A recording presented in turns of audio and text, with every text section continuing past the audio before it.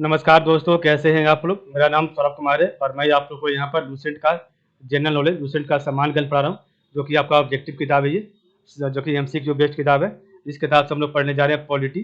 तो पॉलिटी का आज हम पढ़ेंगे चैप्टर नंबर जो है 5। ठीक है, पार्ट नंबर चैप्टर नंबर 13 का पार्ट नंबर 5 पढ़ेंगे। ठीक है, तो देखिए आपके सामने पार्ट नंबर 5 आ गया, जो कि आपका चैप्टर नंबर 13 का ही पार्ट है। तो आज इसका जितना भी क्वेश्चन है इसको सॉल्व करेंगे। और इसका नाम है session and sittings parliamentary proceeding. तो session and sittings parliamentary proceeding. तो पहला है आपका, a money bill passed by the Lok Sabha is deemed to have been passed by the Rajya Sabha. Also, when no action is taken up by the upper house Rajya Sabha within. So, a money bill passed by the Lok Sabha is deemed to have been passed by the Rajya Sabha. Also, when no action is taken by the upper house Rajya Sabha within option A 10 days, option B 14 days, option C 20 days, option D 30 days. तो one correct answer option में सी 20 days. ठीक है, question number आपका 2 है, what can be maximum interval between two session of parliament.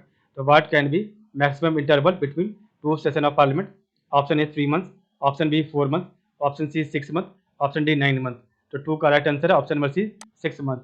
Question number 3 है, by bill of which of the following categories can be initiated only in Lok Sabha. तो bill of which of the following categories can be initiated only in Lok Sabha. Option A ordinary bill, option B private member bill, option C money bill, option D constitution amendment bill. तो 3 का right answer है option number C money bill. तो bill of which of the following categories can be initiated only Lok Sabha money bill. Question number 4 है, who decide whether a bill is a money bill और not. तो who decide whether a bill is a money bill और not. तो 4 का option है option number A speaker of the Lok Sabha, option B the president, option C the prime minister, option D the parliamentary select committee. तो 4 का right answer option number A speaker of the Lok Sabha. Question number 5 है, by which bill the government proposed collection of revenue for a year. So by which bill the government proposed collection of revenue for a year. Option A economic bill, option B finance bill, option C supplementary bill, option D none of these. So 5 correct answer option will be finance bill. So by which bill the government proposed collection of revenue for a year. Option will be finance bill. Question number 6 है, who calls the joint session of the House of the Parliament. So who calls the joint session of the House of the Parliament. Option A money bill, option B prime minister, option C the Lok Sabha speaker, option D the vice president. तो 6 का right answer है option number A the president. Question number 7 है, no confidence motion against the union council of ministers can be initiated. तो no confidence motion against the union council of minister can be initiated. Option A only in the Rajya Sabha, option B in the Lok Sabha only, option C both in the Rajya Sabha and the Lok Sabha, option D in the state assembly. तो 7 का right answer है option number B in the Lok Sabha only. Question number 8 है, which of the following is true regarding no confidence motion in the parliament. So which of the following is it true regarding no confidence motion in the parliament. Option A 1 2 and 4, option C 1 2 3 and 4, option C 1 2 3, option D 1 and 4. तो option A है 2 and 4, option B 1 2 3 and 4, option C है 1 2 3, option D है 1 and 4। तो 8 का right answer है option number A 2 and 4। तो which of the following is true regarding no confidence motion in the parliament. Option number 2, the period of 6 months must lapse between the introduction of one no confidence motion and another। और option 4 है, it can be introduced only in the लोक सभा। ये दोनों सही है और आपका पहला और तीसरा गलत है। तो there is no mention of it in the constitution. तो there is no mention of it in the constitution. और है, at least 100% must support such a motion before it is introduce in the Lok Sabha. ठीक है, तो ये दोनों आपका सही हो जाएगा, ये दोनों गलत है, बाकी दो आपका सही है। क्वेश्चन नंबर 9 है, what is zero hour. Option A when the proposal of the opposition are raised, option B when matters of outmost importance are raised, option C interval between the morning and afternoon session, option D when a money bill is introduce in Lok Sabha. तो what is zero hour. तो 9 का right answer option number B when matters of outmost importance are raised. Question number 10 है, विच of the following ministers prepare its on budget and present in the parliament every year. तो which of the following ministers prepares its own budget and presents in the parliament every year. Option A finance ministry, option B the railway ministry, option C ministry of defense, option D ministry of home affairs, option E none of these। तो इसका right answer है option number 10 का B railway ministry. Question number 11 है, as we all know the ministry of finance every year prepares the union budget and present it to the parliament. Which of the following is are the elements of the union budget। तो as we all know the Ministry of Finance every year prepares the union budget and present it to the parliament. So which of the following are the elements of the union budget? Option A 1 only, option B 2 only, option C 3 only, option D 1 all 1 2 3, option E none of these. So 11 correct answer option number D all 1 2 3. So as we all know, the Ministry of Finance every year prepares the union budget and present it to the parliament. तो इसका जो आपका सही सब है, all the elements are right. तो estimate of revenue है, estimates of revenue है, capital receipt, way and means to raise the revenue और estimates of expenditure, ये तीनों आपका सही हो जाएगा. क्वेश्चन नंबर 12 है, a money bill in the Indian Parliament can be introduced only with the recommendation of the, तो a money bill in the Indian Parliament can be introduced only with the recommendation of the option A president, option B prime minister, option C speaker of Lok Sabha, option D union finance minister. तो 12 correct answer option number A president. तो a money bill in the Indian parliament can be introduce only with the recommendation of the president. Question number 13 है, when a bill is refer to a joint sitting of both the houses of Indian parliament it has to be passed by. तो when a bill is refer to a joint sitting of both the house of the Indian parliament it has to be passed by.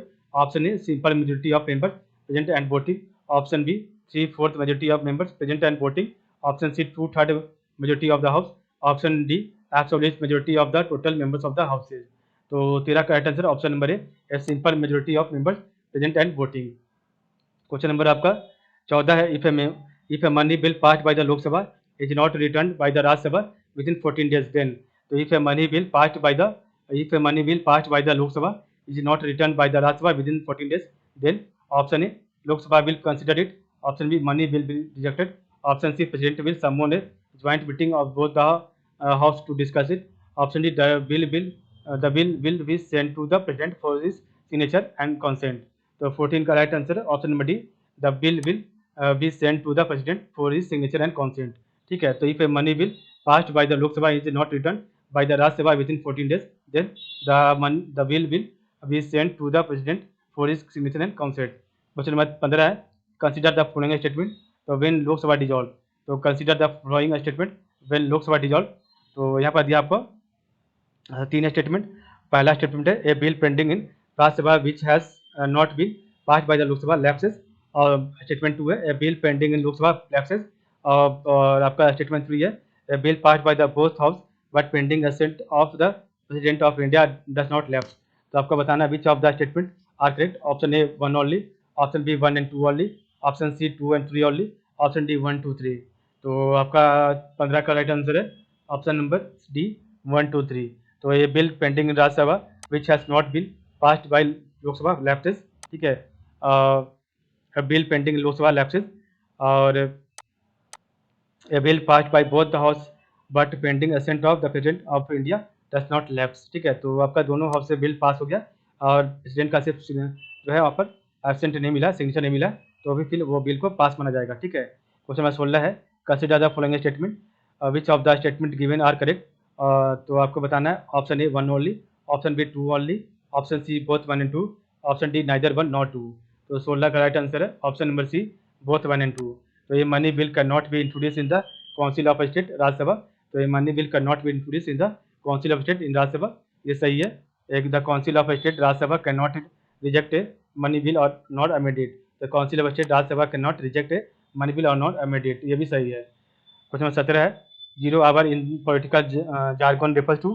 तो 0 hour in political jargon refers to option A day when no business in parliament is done, option B suspended motion, option C adjourn time, option D question answer session. तो 0 hour in political jargon refers to. तो 17 का right answer है option number D question answer session. ठीक है, question number 18 है, a bill presented in parliament becomes an act after. तो a bill presented in parliament becomes an act after. Option A it is passed by both the houses, option B the president has given his assent, option C the prime minister has signed it, option D the supreme court has declared it to be within the competence of union parliament. तो 18 का right answer है option में B the president has given his assent. The bill presented in the parliament becomes an act after the president has given his assent. ठीक है, question number 19 है, which one of the following motions has contextual relationship with the union budget. तो which one of the following motions has contextual relationship with the union budget. Option A censure motion, option B call attention motion, option C cut motion, option D adjournment motion. तो 19 का right answer है option number C cut motion. तो which one of the following motion has contextual relationship with the union budget? Cut motion. Question number 20 है the first joining meeting the first joint meeting of both the houses of the Indian parliament was held in connection with the first the first joint meeting of both the houses of the Indian Parliament was held in connection with option A Dowry Abolition Bill, option B Hindu Code Bill, option C Bank Nationalization Bill, option D Gold Control Bill. So the first joint meeting of both the houses of the Indian Parliament was held in the connection with, तो 20 का right answer है option number A dowry abolition bill.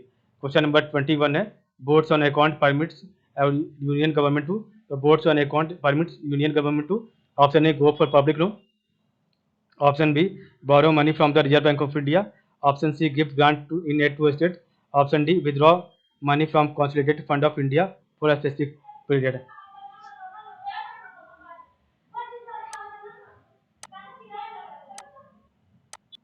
तो इसका right answer है votes on account permits union government to जो है option number इसका हो जाएगा D withdraw money from consolidated fund of India for specific period. ठीक है, क्वेश्चन नंबर आपका 22 है in the event of the upper house rejecting a constitutional amendment bill passed by the lower house, तो in the event of the upper house rejecting a constitutional amendment bill passed by the lower house, option A the bill have to be dropped, option B joint sitting of the two houses of parliament may be convened to consider and pass the bill, option C the bill shall be deemed to have been passed by both the house of parliament if the Lok Sabha pass it again by the 2/3 majority, option D है the bill shall be deemed to have been passed by both the houses of parliament despite the disapproval of the bill by the upper house।